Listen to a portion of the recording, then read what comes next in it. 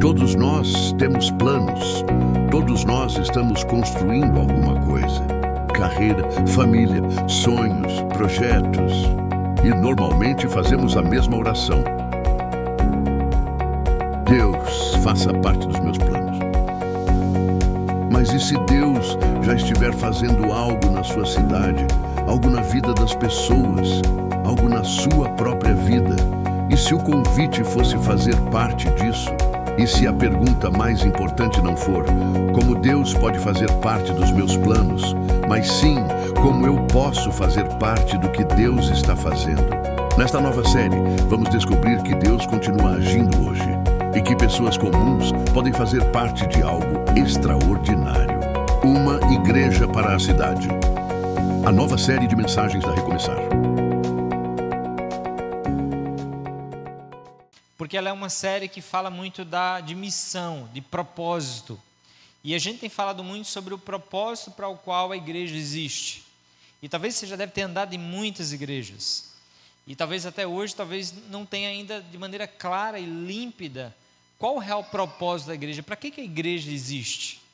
E essa série ela é para trazer para nós a clareza do que de fato é uma igreja e de para que ela serve.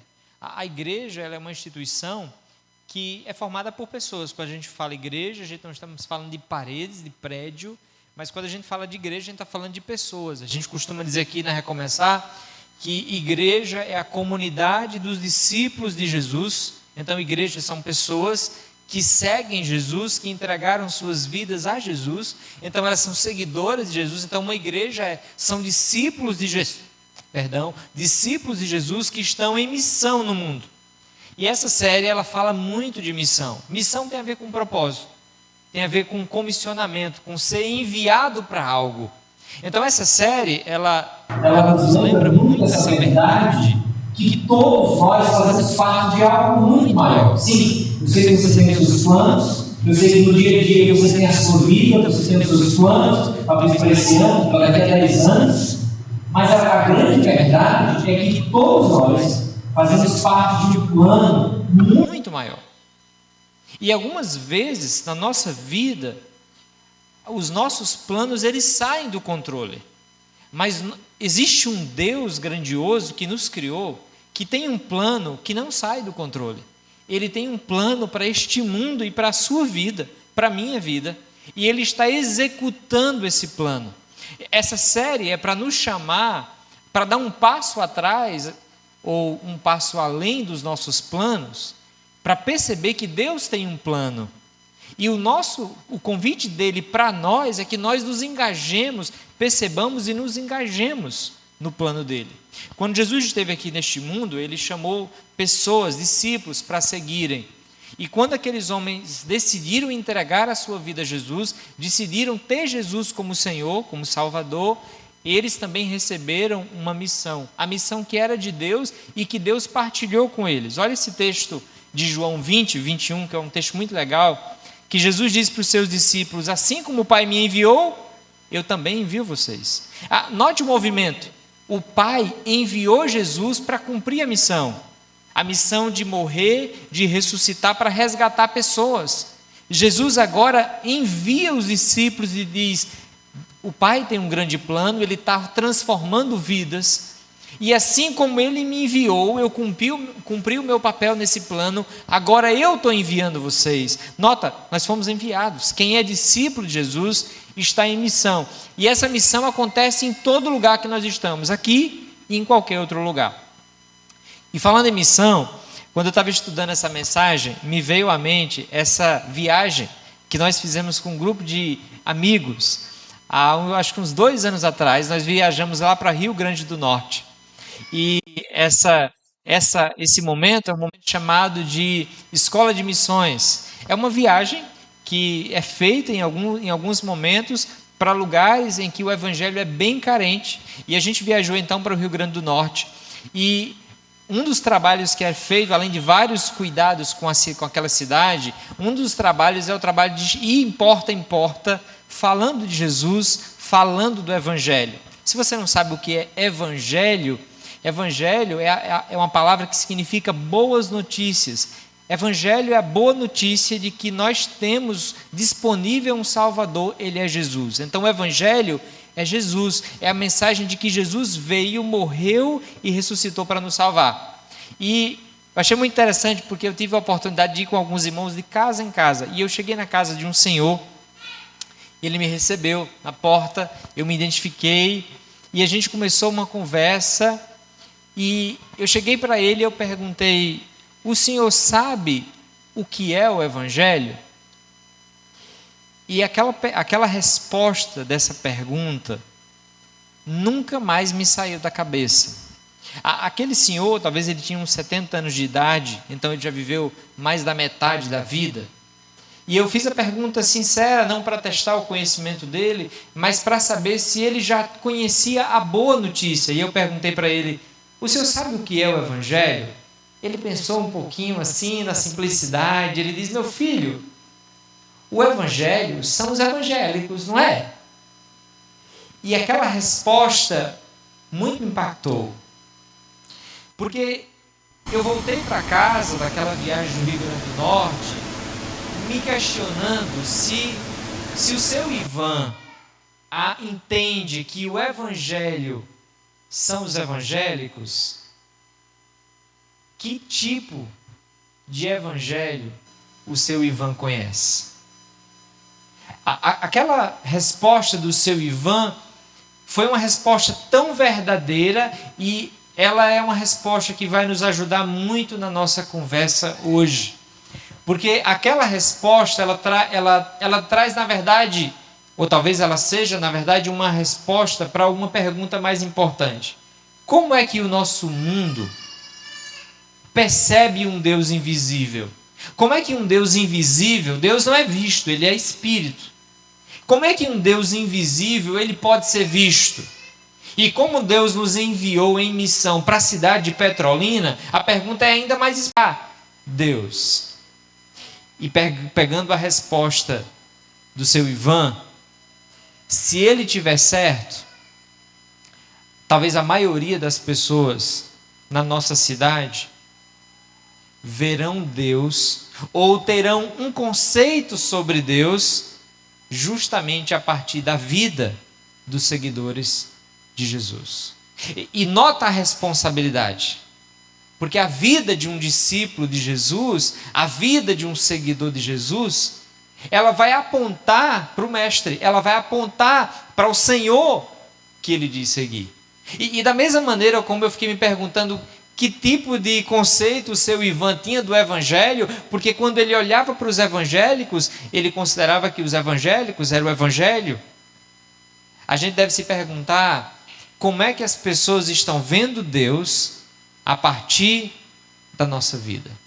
A pergunta, quando a gente vai agora para um texto bíblico, mas a resposta para essa pergunta, como é que as pessoas, ou a maioria das pessoas, elas veem um Deus invisível?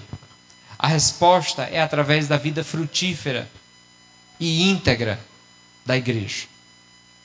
A vida íntegra e frutífera da igreja, e lembre-se, igreja, comunidade, pessoas, é talvez um dos maiores exemplos visíveis do Deus invisível. E eu queria te convidar a refletir sobre isso, no texto que está lá em Mateus capítulo 5, eu queria te convidar a abrir sua Bíblia, Mateus capítulo 5, eu queria tirar para a nossa vida 3 verdades desse texto que eu acredito que são muito pertinentes para a nossa caminhada. Mateus capítulo 5 é Jesus ensinando um grupo de pessoas, uma multidão, e ensinando um sermão chamado Sermão do Monte, porque ele prega esse sermão em um monte, e nós vamos ler a partir do versículo 13. Você pode ouvir ou você pode acompanhar a leitura também. Mateus capítulo 5, versículo 13 em diante, diz assim, vocês são o sal da terra, mas se o sal perder o sabor, para que servirá?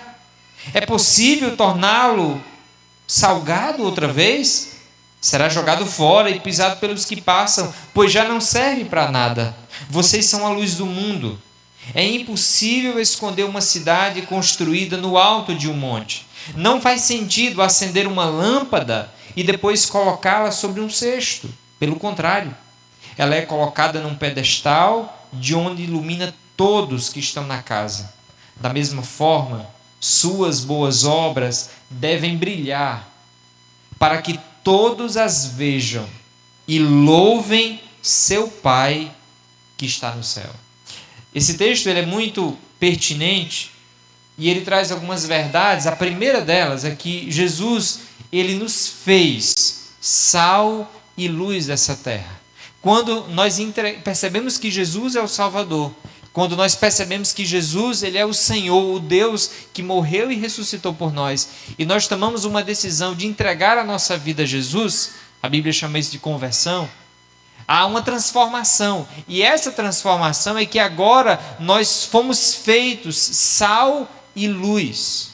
É o que o texto diz. Se você olhar, o texto diz, Jesus diz, vocês são o sal da terra. Vocês são a luz do mundo. E como Jesus é muito simples, aqui nós não teremos nenhuma dificuldade de compreender o que Jesus queria dizer. O que é que o sal faz? Ele salga, ele dá sabor. Já comeu uma comida sem sal? Algumas pessoas que têm algumas limitações na área da saúde têm que comer a comida quase sem sal ou às vezes até sem sal. Você já experimentou uma comida sem sal? O sal ele dá sabor, o sal ele conserva. O sal tem um efeito grandioso que a gente nem percebe porque ele é comum, mas ele é muito grandioso e muito profundo o seu efeito. Da mesma maneira a luz. O que a luz faz? Ela ilumina. Se nós desligarmos todas as luzes desse ambiente, nós rapidamente perceberemos a importância da luz. Na verdade, tudo que está funcionando aqui só está funcionando por causa da luz. E Jesus, como um mestre muito sábio, simples, mas profundo, ele pega duas coisas muito simples, o sal, a luz, e ele diz, vocês precisam ser como sal e a luz. Eu fiz de vocês sal e luz. Vocês existem, vocês são, a identidade de vocês, a vida de vocês deve ser uma vida que dá sabor, que conserva a podridão do mundo, que faz a diferença onde é colocado. A vida de vocês deve fazer uma diferença onde chega. Já percebeu a luz aonde a luz chega? Onde tem escuridão, quando a luz chega, é nítido. Numa comida, quando você coloca sal demais, é nítido. Ou quando falta sal, é nítido. E o que Jesus está querendo dizer de maneira bem simples é justamente isso. A presença de vocês no mundo que eu estou enviando vocês precisa fazer a diferença. Jesus falou isso há cerca de 2000 anos atrás. Mas por incrível que pareça, o que Jesus falou tem acontecido. A igreja de Jesus, os discípulos, os seguidores de Jesus, desde que ouviram essas palavras de Jesus, foram ao mundo e muitos fizeram uma grande diferença nele. Tem um livro que eu gosto muito, eu recomendo, inclusive vou dar um spoiler aqui, não é spoiler, porque esse livro tem muitos anos, mas esse livro fazia muitos anos que não tinha sido lançado. Há algum tempo atrás tentei comprar ele estava custando R$400 no sebo. Ele lançou novamente, recomendo que você compre. Se você estiver em fase de universidade e faculdade, recomendo que você compre esse livro. Vale muito a pena a leitura.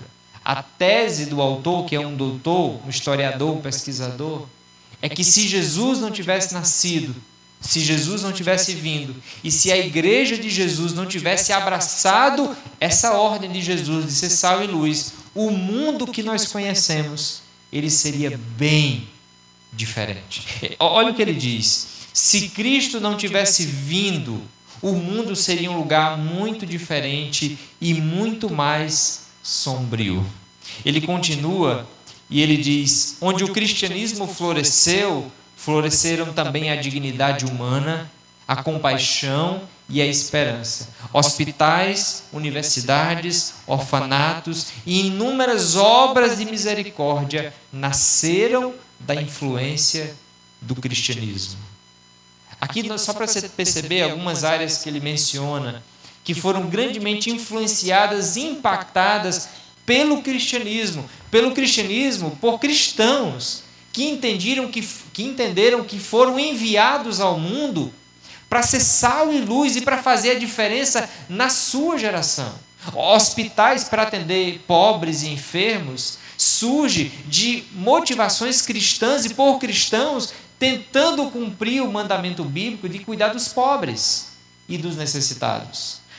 Universidades, fundadas inclusive por cristãos, surgem inicialmente como centro de formação para levar as pessoas a se aprofundarem no estudo da palavra de Deus. Valorização da mulher, a Bíblia, quando escrita naquela época, é um dos primeiros livros a valorizar a mulher e dar dignidade, porque naquela época as mulheres elas eram consideradas inferiores. Quando você lê a Bíblia e o Novo Testamento, você encontra a palavra de Deus dizendo que os dois, homem e mulher, têm o mesmo valor diante de Deus. São ambos amados igualmente por Deus e ambos devem ser respeitados. Você encontra uma ênfase no cuidado com os órfãos, combate ao infanticídio, porque Jesus valoriza as crianças, combate ao abandono de bebês, movimento contra a escravidão, expansão da alfabetização, inclusive como movimento de leitura, para a leitura da Bíblia, desenvolvimento das instituições de caridades e várias outras, marcadas na sua essência por cristãos que entenderam que foram chamados para a cidade, que foram chamados para o ambiente que estavam inseridos, para que naquele lugar fizessem a diferença, fossem sal e luz, fossem os pés e as mãos de Jesus. E aqui me vem na mente um texto que Jesus disse certa vez para os discípulos: vocês vão fazer obras maiores do que eu. E tem uma grande discussão, todo mundo quer saber que obra maior é essa.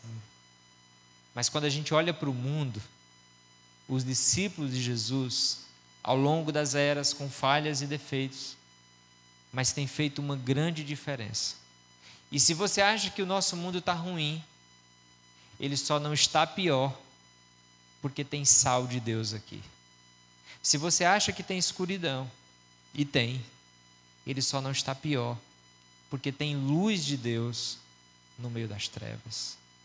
E note que isso é uma dádiva de Deus. A nossa vida, se você olhar para a sua própria vida, a sua vida foi encontrada na cidade, por alguém que lhe encontrou lá, talvez depois que você veio para uma igreja, porque Deus está alcançando pessoas na nossa cidade, não apenas aqui no domingo à noite, mas durante a semana, porque Ele nos envia para a cidade. Eu gosto muito dessa frase do Timothy Keller, autor, pastor já falecido. Ele diz que a igreja existe para ser uma demonstração pública do que Deus pretende fazer com toda a criação. E isso é fantástico, porque de fato o que a igreja faz, o que a igreja é, conservando, dando sabor, iluminando, de fato é o que Deus está fazendo por meio da sua igreja, e que Ele vai fazer de maneira plena. Deus vai restaurar toda a criação. E hoje, queridos, nós somos chamados para fazer a diferença. Nós somos chamados para ser sal e luz. Agora, nota, o sal não foi chamado para ser sal. A função do sal não é dentro do saleiro. A luz, a função dela não é iluminar ela mesma. Faz sentido? Você usar a luz para iluminar a luz, ou o sal para temperar o sal. Não, o sal é chamado para temperar fora. A luz é chamada para iluminar a escuridão. Eu gosto muito de uma frase de um pastor chamado Tiago Mates. Ele diz: se Deus te chamou para ser luz, não reclame se Ele te colocar num lugar escuro. Às vezes nós achamos que o ambiente do nosso trabalho é muito terrível. Às vezes nós achamos que o ambiente da escola, o ambiente da minha vizinhança, o ambiente que eu estou inserido é um ambiente muito mau. Mas é para isso que Deus te colocou lá, para você ser luz, para você ser sal. Você está em missão. Nós somos os pés e as mãos de Deus. Nós fomos enviados por Jesus para dar continuidade à sua obra. E você não está no meio das trevas por acaso. Você não está num lugar que precisa de sabor por acaso. Você está aí justamente com um propósito. Queridos, quando nós encontramos Jesus, a nossa identidade passa, ou deve passar, a ser uma identidade de restauração, de missão. Tem um outro autor que ele diz que a graça não apenas nos perdoa, ela nos transforma. E isso é muito importante seja dito, porque parece, quando a gente olha para o Evangelho, isso é muito superficial, e se for assim, é muito fácil construir um discípulo de Jesus. Mas um discípulo de Jesus não é alguém apenas que meramente tem uma aparência, mas é alguém que em sua essência tem um coração transformado e que está sendo instrumento de Deus para a transformação do ambiente em que ele está inserido. Ele é luz. Ele não só se parece com a luz. Ele é sal. Ele não só se parece com sal, ele dá sabor, ele faz diferença aonde ele está. Porque Deus está com ele e ele reflete a pessoa de Deus. A grande verdade é que nós podemos frequentar igrejas bíblicas. Nós podemos ler a Bíblia, nós podemos dizer que somos cristãos, mas no batente ou no chão da fábrica, como a gente costuma dizer, no dia a dia a gente pode não refletir Jesus. E a gente ouvia muito no passado a gente falar de católico nominal, lembra? O que era aquele católico nominal? Era aquele católico que era católico, porque o pai dele era católico, mas ele não praticava, ele não ia para a missa, ele não fazia celebrações. Hoje nós vivemos um grande desafio do cristianismo nominal. Nome difícil, né? Mas é um significado muito simples. Cristão de nome. Eu me identifico com o cristianismo, mas eu mesmo não sigo assim, sabe? Eu me identifico de longe. E olha o perigo disso. Porque Jesus está dizendo que uma pessoa, ela pode ter aparência, mas não ter mais nenhum efeito. Então o problema não é a gente se parecer, é a gente buscar ter uma vida que no dia a dia reflete Jesus. Porque no final das contas, é sobre refletir Jesus e viver com Ele. O sal perde seu propósito quando ele deixa de salgar. A nossa vida perde o propósito quando ela deixa de influenciar. A igreja perde o seu propósito quando ela deixa de refletir Jesus. A igreja, a comunidade que é enviada para o mundo, ela perde o seu propósito quando ela deixa de refletir Jesus. Quando as pessoas elas olham para nós e isso não aponta para Jesus, tem alguma coisa errada. Talvez a gente está perdendo o sabor. E aqui eu costumo dizer que o maior perigo para a igreja não é ela deixar de existir, mas ela continuar existindo sem fazer diferença nenhuma. E essa é uma triste realidade. Comunidades, vidas, discípulos de Jesus, que continuam dizendo que são discípulos de Jesus, igrejas que continuam existindo, mas a grande verdade é que se ela sumisse do GPS, do mapa, ela não faria diferença. Mas igrejas somos nós, não é verdade? Então, queridos, olha o chamado de Deus para a nossa reflexão. É uma pergunta difícil, mas que nós temos que encarar. Se a nossa vida fosse ceifada da nossa família essa semana, faria diferença?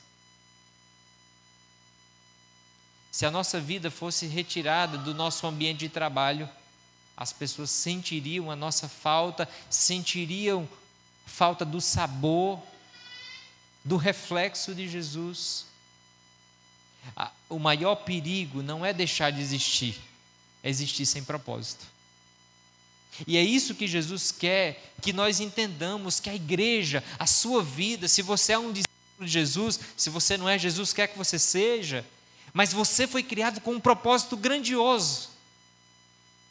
Às vezes algumas pessoas chegam e falam, e chegam a recomeçar, e querem saber o início da igreja. Ainda hoje alguém estava perguntando sobre isso, e uma das coisas que faz a recomeçar nascer, é o desejo de ser uma igreja, não que a gente não deseje, mas a gente não é perfeito, longe disso, mas ser uma igreja que se preocupa com a sua vida, de cuidar da sua vida, de viver um cristianismo autêntico, Porque, gente, vamos concordar, ninguém aguenta mais hipocrisia.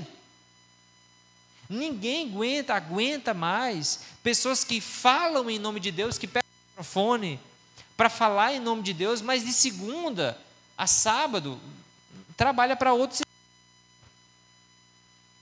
A nossa sociedade está tomando um ranço de igreja, porque pessoas que se apresentam como discípulos de Jesus têm vivido como um sal, que se for sal, perdeu o seu sabor há muito tempo. E a nossa sociedade, por mais que esteja longe da verdade, ela percebe uma coisa chamada incoerência. E é interessante porque a nossa sociedade, ela percebe mesmo. A gente acabou de sair da Copa do Mundo, não é verdade? Mas recentemente teve um grande burburinho com a torcida do Corinthians e com vários torcedores, que foi justamente o fato de que o Corinthians fechou um contrato milionário com um conteúdo publicitário, né, para imprimir no seu uniforme, na seleção, no time principal, a marca de uma patrocinadora que produz conteúdo adulto. E isso gerou um escândalo entre os próprios torcedores, alguns deles inclusive dizendo que nunca mais iria no estádio enquanto o Corinthians tivesse no seu fardamento, na sua camisa, aquela marca de um conteúdo adulto. Como é que eu vou levar o meu filho no estádio? Como é que eu vou comprar uma camisa para usar, para divulgar conteúdo adulto? Isso gerou um grande movimento. Mas sabe o que é interessante? É que em outra camisa do Corinthians, eles têm esse emblema aí, essa logo, respeita as minas. Em outras palavras, respeita as mulheres. Mas dá para perceber a incoerência? Como é que respeita se faz propaganda de conteúdo erótico? Não respeita, concorda? E esse tipo de incoerência, por mais que a gente viva numa sociedade que esteja longe da verdade, as pessoas percebem o que é incoerência. E isso tem tudo a ver com integridade. Integridade, que é uma palavra que vem do latim, tem a ver com ser inteiro. Não em a negação, não, é não corrompido. Integridade é o estado, a qualidade que é íntegro, inteiro, completo. É a ideia de alguém que é um só, essa é a verdade. Inclusive, na engenharia, a palavra integridade, ela é usada para falar que o material suportou muita carga, mas não se moveu, ele permaneceu íntegro, mesmo com o peso. Na informática, quando fala de dados, integridade tem a ver com os dados estão completos, eles não foram mexidos, eles não foram corrompidos. Integridade é ser a mesma pessoa em todo o ambiente, é ser a mesma pessoa, é ser uma pessoa inteira. Você fala a verdade, você busca falar a verdade em todo lugar. Se você fala de Deus, você fala de Deus em todo lugar. Se você vive de maneira correta, você vive correta em todo lugar. Você não escolhe os ambientes. Você não muda em casa e na igreja. Você é o mesmo. E se tem uma coisa, não apenas no futebol, mas que as pessoas no nosso mundo, elas percebem, é se a nossa vida, ela é uma vida íntegra. Claro, tem pessoas do nosso mundo que acham que nós temos que ser perfeitos, e a gente não precisa, a gente busca isso, mas a gente precisa reconhecer que nós somos pecadores. A perfeição é uma coisa, mas integridade tem a ver com alguém que mesmo quando fracassa, reconhece, se arrepende e segue. Não encobrindo, não negando, mas afirmando, eu errei, eu vou melhorar, eu preciso caminhar com Jesus, eu preciso salgar, eu preciso ser luz. O maior inimigo do testemunho cristão não é a perseguição, é a incoerência. Às vezes nós achamos que o maior inimigo da fé cristã são os países que perseguem os cristãos. Mas, por incrível que pareça, esses são os lugares que o evangelho mais cresce, que pessoas são mais transformadas. Mas quando a gente olha para a nossa realidade, muitas vezes, nós temos uma grande luta, um grande desafio. Sabe por quê? Porque quando a gente sai para conversar com pessoas, inclusive convidar para vir para um momento como esse, elas não querem vir. Sabe por que elas não querem vir? Porque quando elas olham ao seu redor, elas percebem muita incoerência. Cristãos que erram e não admitem que erram. Cristãos que erram e vivem como se fosse normal. Cristãos que afirmam seguir Jesus, mas são corrompidos nas suas ações, no seu trabalho, nos seus estudos, na maneira como vivem. E as pessoas não leem Bíblia, mas elas leem a nossa vida. E a nossa vida leva elas a desejarem ler uma Bíblia ou nunca querer pisar numa igreja. Você entende o desafio? Você entende por que a gente precisa de uma igreja para a cidade? Por que a gente precisa de discípulos de Jesus que entendam o chamado para viver no mundo? Não é para viver aqui dentro. É para viver lá fora, para viver no mundo, mas como sal e luz, fazendo a diferença, reconhecendo que tem uma grande batalha, a batalha para viver uma vida íntegra, uma vida consistente, para a glória de Deus. Esse é o desafio. Quando Jesus fala, queridos, vocês são a luz do mundo, ele vai dizer, não faz sentido acender uma lâmpada e depois escondê-la, colocá-la num cesto. Não faz sentido. Naquela época, as casas elas tinham um cômodo só. Normalmente, a maioria era um cômodo grande. E você, então, colocava uma lamparina, e aquela lamparina, como era um cômodo só, iluminava a casa toda. É o que Jesus está dizendo, ó. Pelo contrário, coloca num pedestal e ela ilumina todos que estão na casa. Esse é o propósito. O propósito da luz é iluminar. Mas a luz só ilumina as trevas. Se você ligar uma luz na luz, você nem percebe. Mas quando você coloca uma luz nas trevas, na escuridão, você percebe. John Stott, pastor, escritor, ele disse que a influência dos cristãos na sociedade depende da diferença que existe entre eles e o mundo. Você entende isso?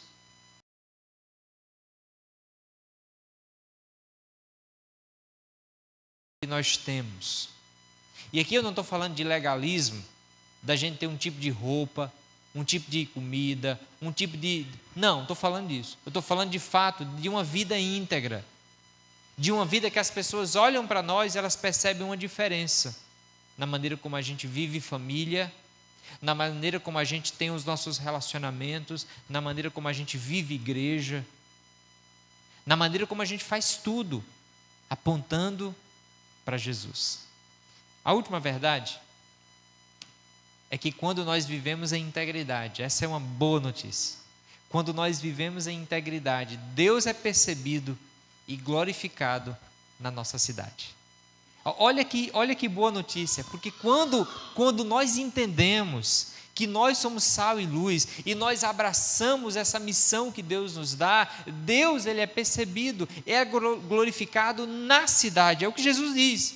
Ele diz, da mesma forma, vocês são sal e luz, da mesma forma como o sal e a luz, agora vocês, por meio das suas boas obras, devem brilhar. Olha a ordem. A ordem de Jesus é para que a gente brilhe. E o que é brilhar? É uma vida de boas obras. Sabe, às vezes a gente acha que boas obras, a gente cresceu aprendendo que boas obras é a gente no Natal ir lá dar umas cestas básicas. Ou que boas obras é você parar no sinal e você ajudar alguém que está precisando de algum dinheiro. Não, boas obras é uma vida de boas obras. Boas obras é uma vida de boas atitudes que glorificam a Deus. Boas obras é a vida inteira. Nós fomos criados para ter uma vida de boas obras. Nós fomos criados para entregar a nossa vida a Deus. Portanto, quer vocês comam, quer vocês bebam, façam tudo para glória de Deus. Façam tudo para agradar a Deus. Vocês devem brilhar em todo momento. em todo momento. Agora nota, a gente brilha com um propósito. Olha o que o texto diz: vocês devem brilhar para que todos vejam. Interessante, porque às vezes Jesus vai falar para a gente fazer para Deus escondido, né? Se você for fazer para Deus, não faça para ninguém ver, não, faça para Deus ver. Mas olha que interessante, Jesus está dizendo que nós fomos chamados para viver uma vida diferente, para que as pessoas que estão ao nosso redor, elas olhem e elas vejam uma vida diferente. Mas calma, não é para olharem para você, para mim, e dizer, rapaz, como aquela pessoa é maravilhosa. Não é para louvar a sua vida. Olha o que o texto diz: para que todos vejam a sua vida e louvem a quem? Louvem seu Pai que está no céu. Sabe, gente, se nós somos filhos de Deus, o que Jesus quer é que a maneira que a gente vive aponte para o nosso Pai e que as pessoas olhem para nós e, rapaz, seu pai é show, viu? Que você tem tido uma vida, a vida que nós vivemos, ela exalta o Pai. Quando a gente não vive uma vida assim, a nossa vida distancia a honra e o louvor do Pai. Note que viver uma vida sem boas obras não é simplesmente não ter boas obras, é não honrar o Pai, é não glorificar o Pai. E aqui note que é interessante, porque quando a gente fala de impactar a cidade, a Bíblia fala muito de você pregar o Evangelho. Já ouviu os textos que fala, pregue o Evangelho, pregue o Evangelho. Como é que a gente prega? Falando. Mas olha, esse texto nem está falando de fala. Já parou para perceber? Não é que a gente não tem que falar, mas o texto está falando de uma parte muito importante que acompanha a fala, que é a vida.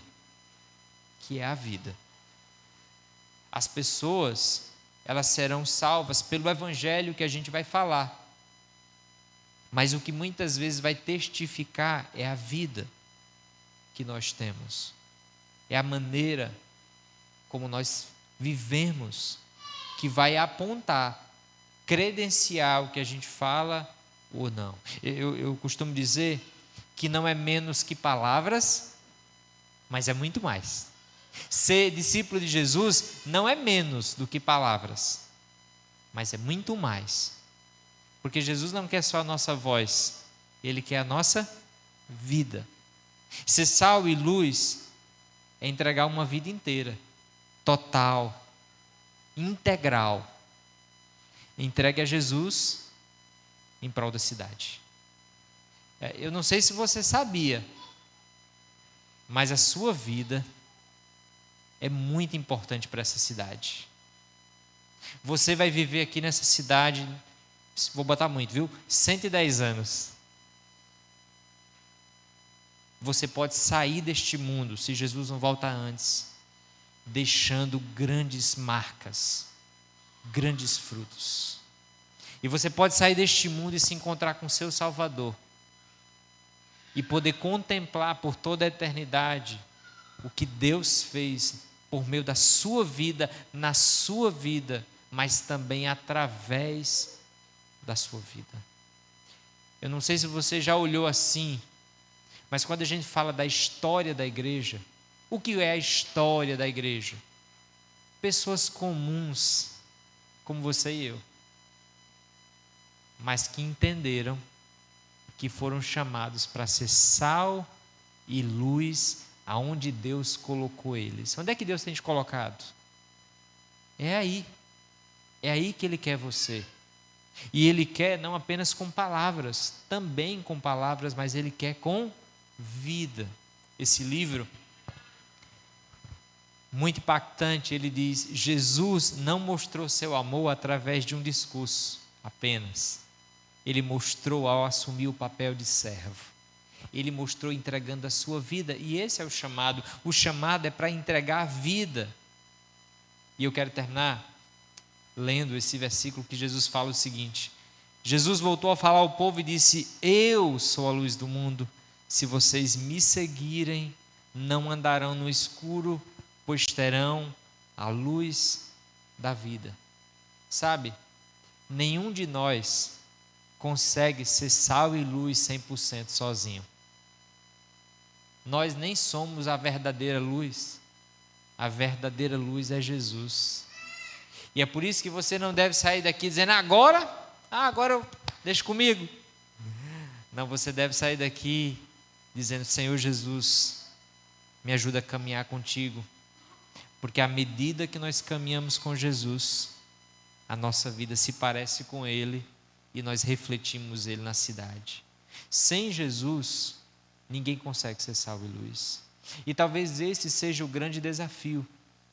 É porque o primeiro chamado de Jesus não é para a gente impactar a cidade, é para a gente sentar com Ele, desfrutar de uma vida e de um relacionamento com Ele. E quando a gente tem um relacionamento com Ele, a gente diz, por meio da vida, por meio de tudo que nós fazemos, que existe um Deus que ama a cidade. Note, boas obras.